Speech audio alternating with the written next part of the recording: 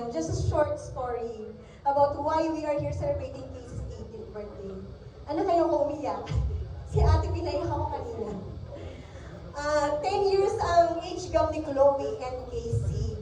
Maybe because naman ako sa mama ko na mahirap talaga siya magbuntis until Mark and I decided na to seek help from my OB-GYN kasi talagang hindi kami nakakabuo. So schedule there and there, ang ending nadi-disappoint din ako kasi wala talagang na nabubuo na baby. So sabi ko kay Dada, magdadasal din ako like Mama, nag-novena siya sa Santo Cristo, nagdasal ako sa Santo Cristo namin, alam ni Magic to, believing na ibibigay niya sa akin yung matagal na naming prayers ni Chloe and ni Dada.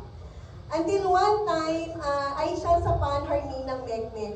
I'm sure si Mekmek maaalala niya to. So nagkasalubong kami, sabi niya, Ate Kat, saan ka pupunta?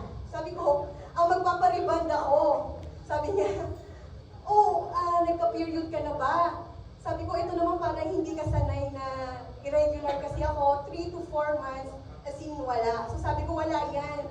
Sabi niya, just to make sure, Ate Kat, na what if kung buntis ka, yung gamot ng ribbon papasok sa anin ng scalp mo, tapos baka lumabas yung baby, wala daw daliri, kulang yung daliri, or may diferensya. Siyempre natakot naman ang peg ko, di ba? So cancel muna ang pagpapaganda ni Cathy. So sabi niya, bili ka ng pregnancy test. I remember that time, ang binili kong pregnancy test, yung pinakamura sa Mercury, kasi sabi ko, bakit ako bibili ng mahal? Lagi naman akong negative.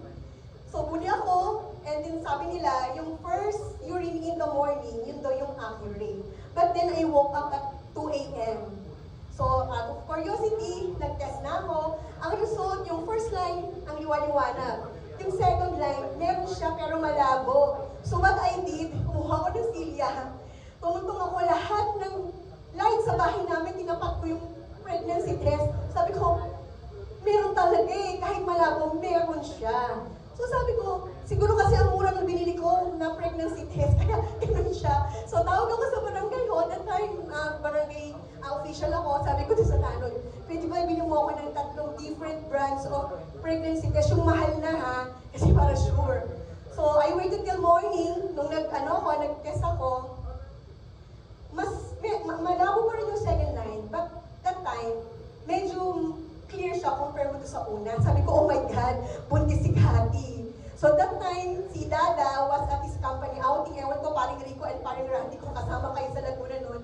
I called him up. Sabi ko, Da, umuwi ka na, buntis ako. Hindi siya naniniwala.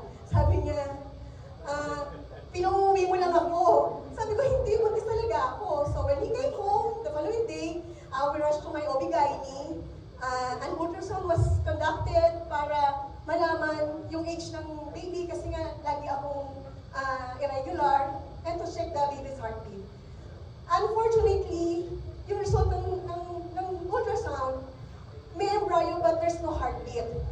I still remember the exact words of my OB-GYN. Sabi niya, walang heartbeat yung embryo mo if you will compare it to an egg.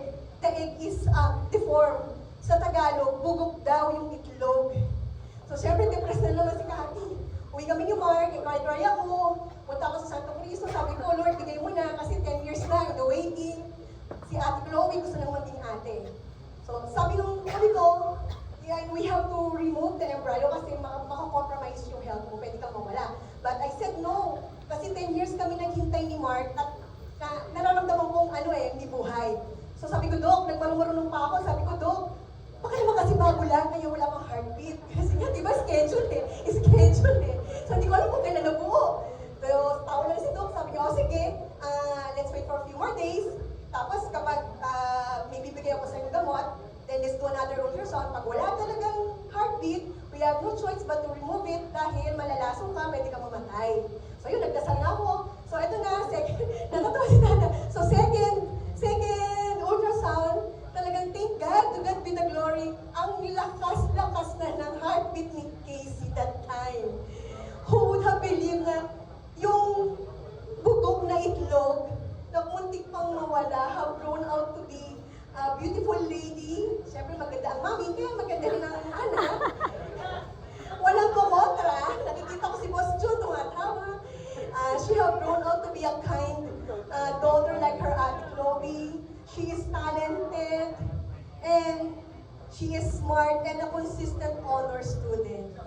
Casey, you are such a lucky bunso and blessed for having the kindest and loving Ate Chloe. I know that at this time, there is a part in your heart na malungkot ka. I saw you and Ate Chloe crying the other day. Kung pwede nga lumipad si ate, she will be here. But then, always remember that Mommy, Dada, and Ate Chloe will always be here for you, to cheer you up, and to support you. And may God always bless all the steps you want to take. And I hope na lahat ng mga dreams mo, matupad mo, lalo na sabi ni ate, no jowa, no boyfriend, kasi magdo-doctor ka pa, anak. Happy birthday, Archie Gipipichi.